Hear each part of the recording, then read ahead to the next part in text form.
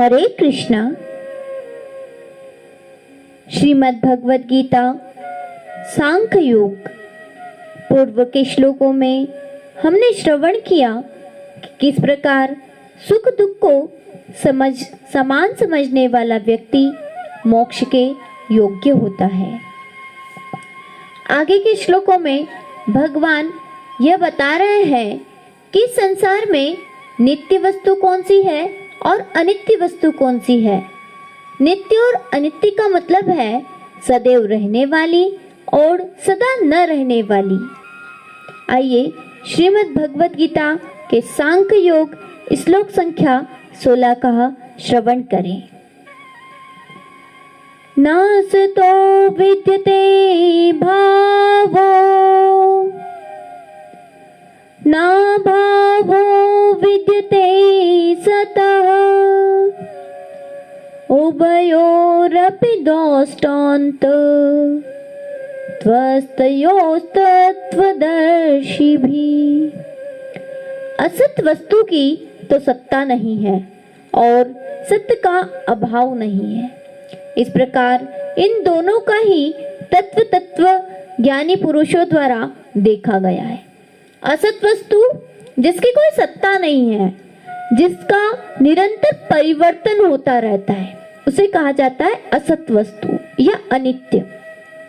जो निरंतर परिवर्तनशील है, जैसे शरीर, इंद्रियां, इंद्रियों के विषय, मन की कल्पनाएं, ये निरंतर परिवर्तित होती रहती है।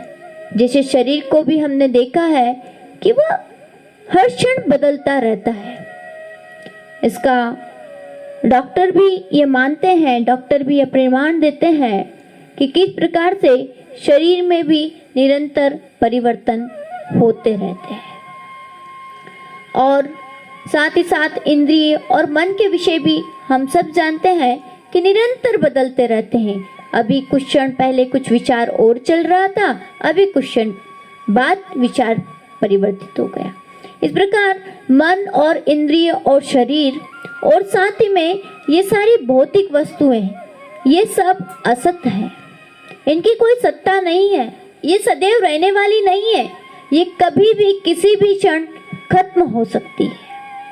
लेकिन इसके विपरीत सत्य वस्तु जिसका अभाव नहीं है, जो कभी खत्म नहीं होती हो, जो सदा रहने वाली हो, एक रस हो, अखंड हो, निर्विकार हो, तो इसलिए भी भगवान अर्जुन को कह रहे हैं कि यदि तुम आत्म रूप से भीष्म आदि के नाश की आशंका करके शोक करते हो, तो भी तुम्हारा शोक करना उचित नहीं है। अगर तुम उन्हें आत्मा रूप में मानते हो, तो भी तुम्हें शोक नहीं करना चाहिए, क्योंकि वो तो सदा रहने वाले हैं। और अगर आप उन्हें देह के रूप में मानते हो, तो भी अर्जुन तुम्हें शोक नहीं करना चाहिए, क्योंकि देह तो होती ही खत्म होने के लिए, वो तो नाशवान है, एक न एक दिन नाश हो जाना है। फिर आगे भगवान श्री कृष्ण सत्तत्व क्या है, इस जिज्ञासा पर विस्तार से बताते हैं कि सत्तत्व होता क्या है। अविनाशी तु तद्विद्धि येन सर्वमिदं ततम् विनाशमवश्याश्च न कश्चित् कर्तुमर्हति।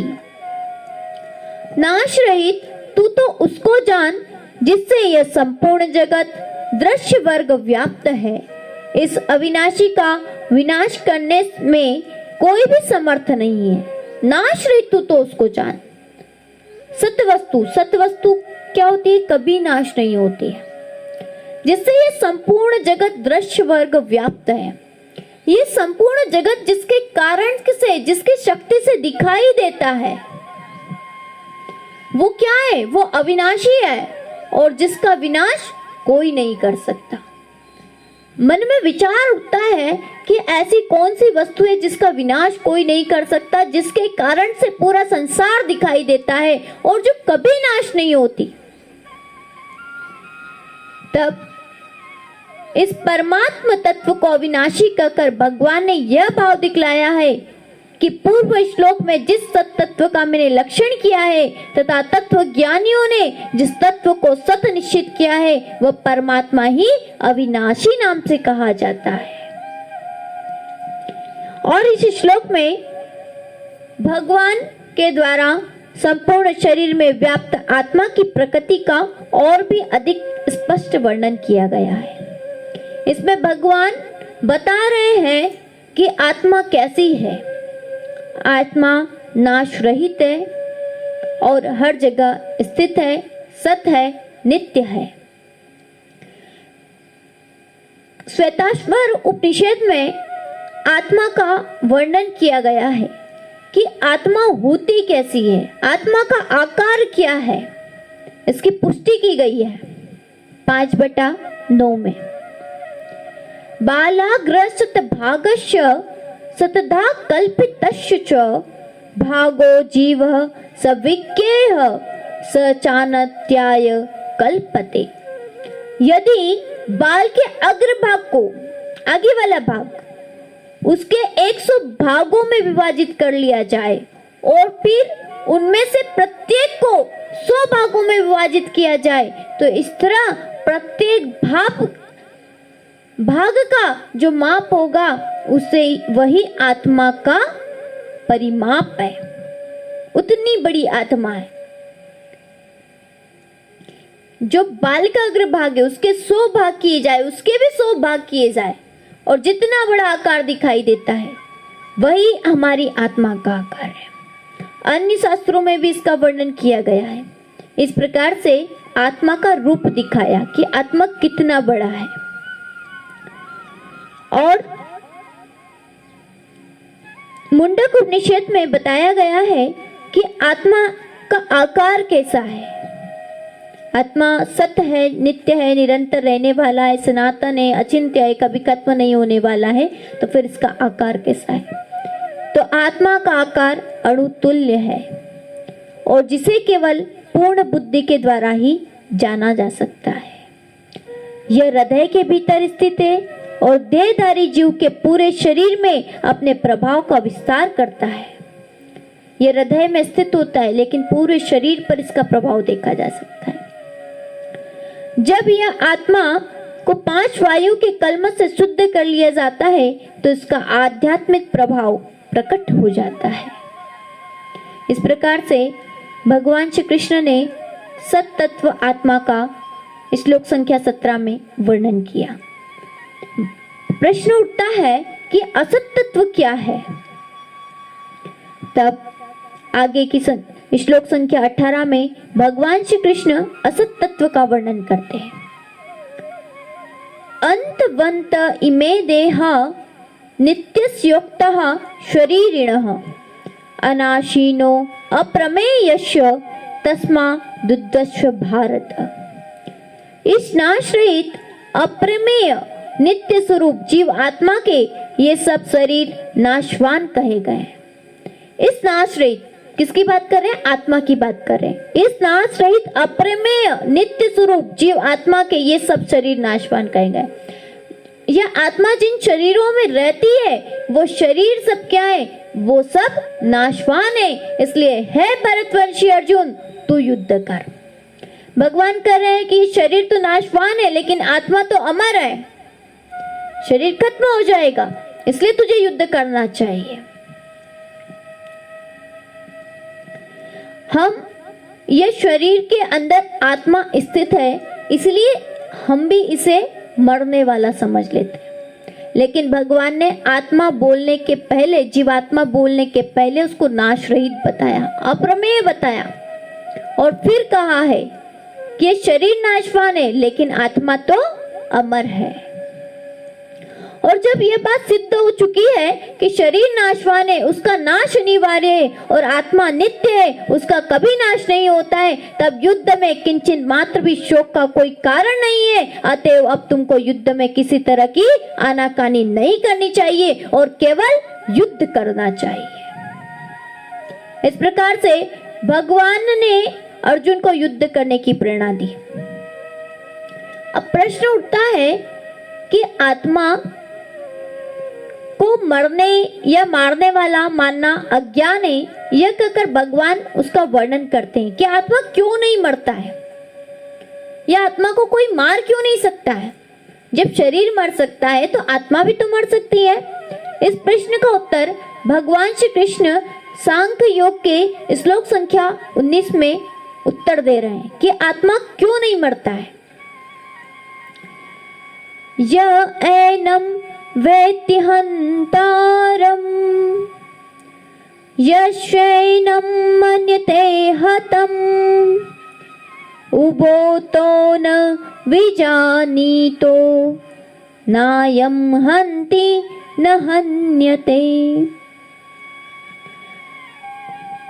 जो इस आत्मा को मारने वाला समझता है तथा जो इसको मरा मानता है, वे दोनों ही नहीं जानते, क्योंकि यह आत्मा वास्तव में न तो किसी को मारता है और न किसी के द्वारा मारा जाता है। ये जो आत्मा है वह किसी को नहीं मारता है। जैसे किसी के द्वारा मारा गया, हाथ में चेतनता आई, हाथ से शस्त्र चलाया गया, तो एक स्थूल शरीर दूसरे स्थूल शरीर को मारता है, एक शरीर दूसरे शरीर को मार रहा है, एक आत्मा दूसरे आत्मा को नहीं मार रहा। आपने एक शरीर से दूसरे शरीर पर उसको तलवार चला दी, काट दिया, तो वो शरीर कटा है, न कि उसकी आत्मा। क्यों? क्योंकि आत्मा नहीं मरने वाली है, मरने वाला शरीर है। इसलिए ये एक आत्मा दूसरी आत्मा को नहीं मार सकता और ना ही वो किसी के द्वारा मारा जाता है। भौतिक शरीर स्वभाव से नाशवान है, ये तत्क्षण नष्ट हो सकता है और 100 वर्ष बाद भी नष्ट हो सकता है। यह केवल समय की बात है। अतः हमें धार्मिक नियमों का पालन करना चाहिए और इस शरीर को सदैव नाशवान ही जानना चाहिए और आत्मा को सदैव अमर तत्व ही जानना चाहिए। आगे भगवान श्री कृष्ण आत्मा किसी के द्वारा नहीं मारा जाता, इसमें क्या कारण है और वह सब विकारों से किस प्रकार रहित है, उसका कारण देते हैं। न जायते म्रियते वा कदाचिन नायं भूत्वा भविता न भूयः अजो नित्यः शाश्वतोऽयं पुराणो न हन्यते हन्यमाने शरीरे।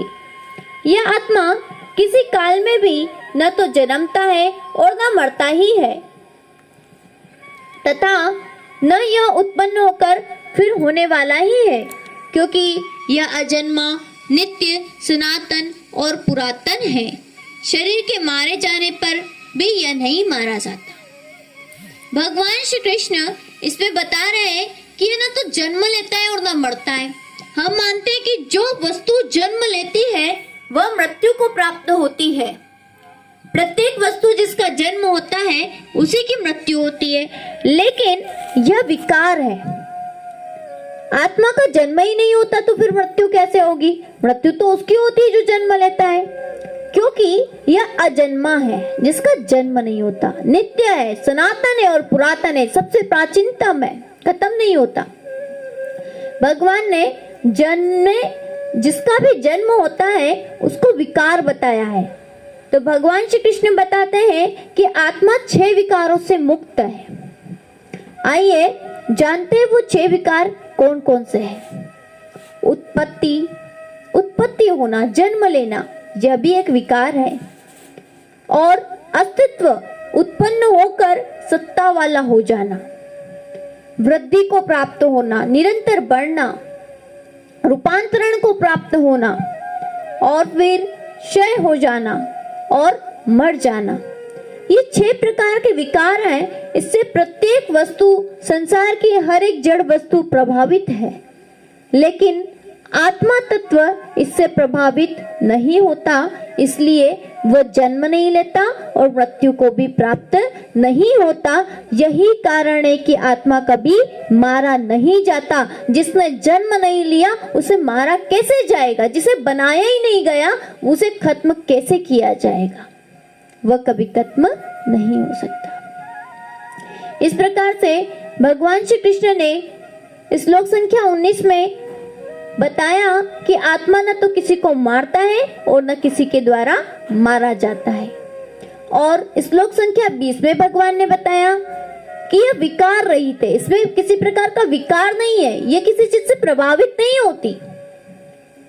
और ये क्यों नहीं मारा जाता है? इसलिए नहीं मारा जाता है क्योंकि इसमें किसी प्रकार का विकार नहीं है। अब आगे श्लोक में भगवान बताते हैं कि वो किसी को मारता क्यों नहीं है। एक आत्मा दूसरी आत्मा को मार दे, जैसे एक शरीर दूसरे शरीर को मारता है, तो वो मारता क्यों नहीं है? भगवान इसका उत्तर दे रहे हैं। श्लोक संख्या 21, वेदा विनाशिनम नित्यम य एनमजमव्ययम् कथं स पुरुषः पार्थ कम घातयति हन्तिकम्। है प्रतापपुत्र अर्जुन, जो पुरुष इस आत्मा को नाश रहित, नित्य, अजन्मा और अव्यय जानता है, वह पुरुष कैसे किसी को मारता है और कैसे किसी को मरवाता है। इसमें भगवान ये भाव दिखला रहे हैं कि जो पुरुष आत्म स्वरूप को यथार्थ जान लेता है, जिसने इस तत्व को भली भांति अनुभव कर लिया है कि आत्मा अजन्मा, अविनाशी, अव्यय और नित्य है, वो कैसे किसको मारता है और कैसे किसको मरवाता है। वो जानता है कि कोई मरने वाला नहीं है। अगर मैं मार सकता हूँ तो केवल किसी के शरीर को मार सकता हूँ, मैं किसी की आत्मा को, मन बुद्धि को खत्म नहीं कर सकता, मैं केवल उसके स्थूल शरीर को मार सकता हूँ। तो फिर वो कैसे किसको मारता है? मैं किसी को मार रहा हूं या दूसरे के द्वारा किसी को मरवा रहा हूं? क्योंकि उसके ज्ञान में सर्वत्र एक ही आत्म तत्व है जो न मरता है और न मारा जा सकता है, न किसी को मारता है और न मरवाता है। अतएव ये मरना, मारना और मरवाना आदि सब कुछ अज्ञान से ही आत्मा में अध्यारोपित है, वास्तव में नहीं है। अतः किसी के लिए भी किसी प्रकार से शोक करना नहीं बनता है। इस प्रकार कभी भी किसी भी वस्तु के मरे जाने पर, मारे जाने पर या मरने पर शोक नहीं करते, पंडित जन शोक नहीं करते, क्योंकि वो जानता है कि एक आत्मा दूसरी आत्मा को कभी मार नहीं सकती, केवल स्थूल शरीर ही नष्ट होता है।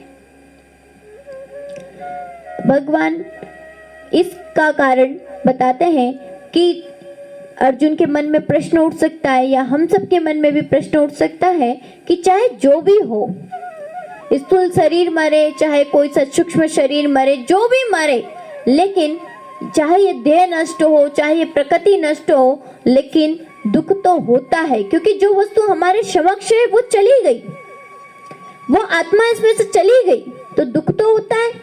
तो फिर ये दुख के कारण को कैसे छुड़ाया जाए? आत्मा का संबंध शरीर से तो निकल जाती है, आत्मा तो संबंध शरीर से छूट जाता है, तब तो फिर दुख होता है। तब भगवान इसका भी कारण आगे के श्लोकों में बताएंगे कि हमें तब क्यों नहीं दुखी होना चाहिए। हरे कृष्णा।